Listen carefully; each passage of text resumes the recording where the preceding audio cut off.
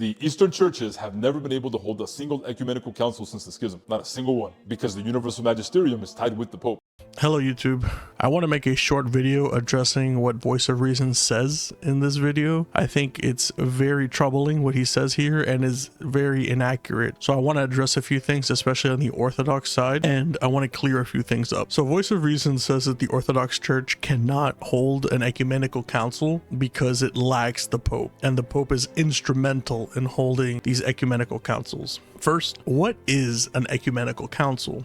The term ecumenical comes from the Greek word that's, let me attempt this, ecumeni, which means the inhabited world. And for the people at the time, the inhabited world was the Roman Empire. These councils were convened by emperors, not by popes. And they were convened by the emperors in attempts to address the theological issues that affected the whole empire. Saying that without the Pope, ecumenical councils could not be had is untrue. In fact, the first 7 ecumenical councils were collaborative efforts involving bishops from across the whole empire. While the Bishop of Rome participated and his input was valued, he was not essential for the councils to take place or for it to gain ecumenical status. For example, in the 5th Ecumenical Council, Pope Vigilius initially opposed the decision of the council, but he was overruled by the gathered bishops. This demonstrates that the councils operated outside of papal supremacy, and he was not essential for the decision of the council. The Orthodox Church understands the Ecumenical Council as decisions that are accepted by the church as a whole, not from a single figure like the Pope.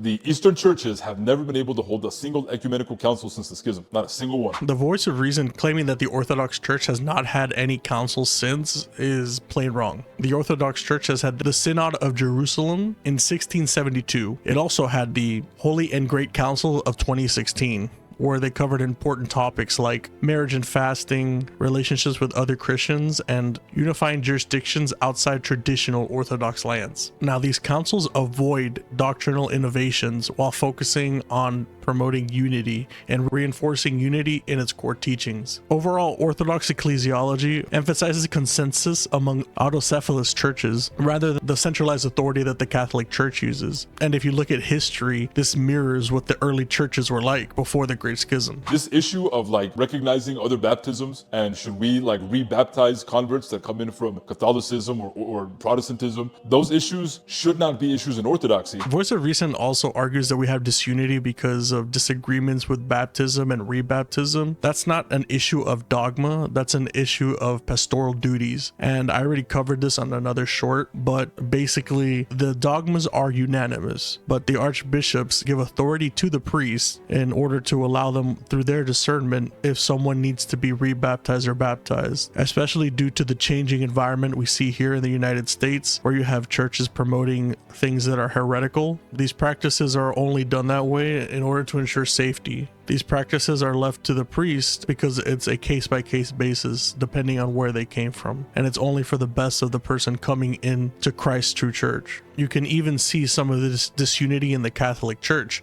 but I don't want to talk about that because I'm here to promote unity between both churches instead of trying to instigate the separation of arguing which one is the better church because you have disunity in the church. I don't think that's the best approach. On my channel, I want to focus on bringing these churches together because the world is against us, and by focusing on our division, we're only letting the devil win. We need to focus on unifying ourselves with fellow Christians alike, those who are Christians who believe in the Nicene Creed. Rome. So once you cut off the Bishop of Rome, you no longer have a universal magisterium, which means that you no longer have doctrinal unity in your communion. Voice of Reason also argues that papal supremacy is necessary for doctrinal unity, but that's just not the case. If you look at the church before the Great Schism, papal supremacy was not a thing as you see it today. In fact, the churches operated exactly how the Orthodox Church operates now. So to say that that was the case is just not true. We can even look at another example when papal authority was not a thing. Pope Leo I rejected Canon 28, arguing it violated Nicene tradition regarding apostolic sees. However, the Council of Fathers overruled him. This demonstrated that papal approval was not the be-all end-all that the Catholic Church thinks it is.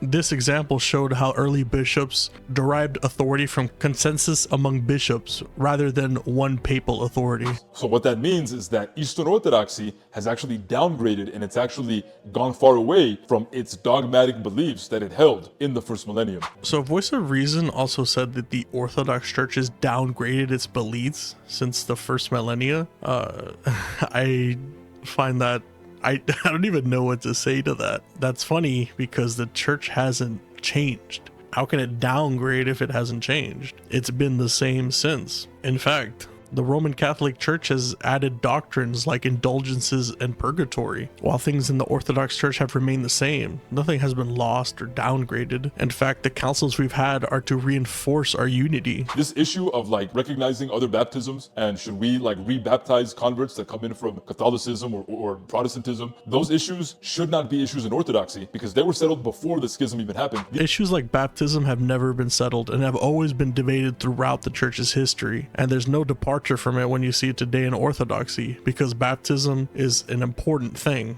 And the Catholic Church views it the same way. It's an extremely important thing that is necessary for salvation. I'm not going to argue that there are not downsides to the way that the Orthodox Church runs itself. Considering it's autocephalous, it's unable to make quick, decisive choices like the Catholic Church is. But that doesn't mean that the Catholic Church's method is superior. This division of power that you see is something you've never seen throughout history. The Catholic Church, the original Catholic Church before the schism, was the first body of power that was organized in a pentarchy where they had multiple rulers. You've never seen that throughout history. It's a unique structure. It's what kept all of the pentarchies in check, because with power, it can corrupt. It doesn't matter who's there, but by having this pentarchy system, everyone kept each other in check, which I think is the better system. Later on, I'm going to talk more about the history and how we see the evolution of papal powers, especially after the schism. In this video, I just wanted to focus on a rebuttal to Voice of Reason, and I want to focus on just pointing out the history. I'm not here to create division. In fact, I love Catholics. My family is Catholic, and I love Catholics dearly. The only problem is that I don't see the fulfillment of the faith in Catholicism, but I do see it in Orthodoxy. It's not to say I don't love Catholics. In fact, one of my main goals is to promote as much unity as possible between the Orthodox Church and the Roman Catholic Church. And God willing, if I could see it in my lifetime, I would like to see the unification of both churches back to the one true church that we saw throughout history. Me personally, I believe the Orthodox Church is that church, and that Rome schismed from it. To me, it's logical. Logic is different for everyone. I'm not going to argue that my point is the right point, but basically the way I saw it was you had this pentarchy system of five patriarchs, and then during the schism, you had Rome separate from all five. In fact, the four never followed Rome. They stayed separate from Rome. And the reason we lost all of those patriarchs actually was during the Crusades. A lot of the cities were destroyed by the Muslims. In fact, the Crusaders themselves invaded Constantinople, which I think cemented the schism to a point where we haven't seen unification for 1,000 years. But I think we need to work towards that unification. And it's not going to be easy because it's going to require a lot of talking. I think it's going to require more changes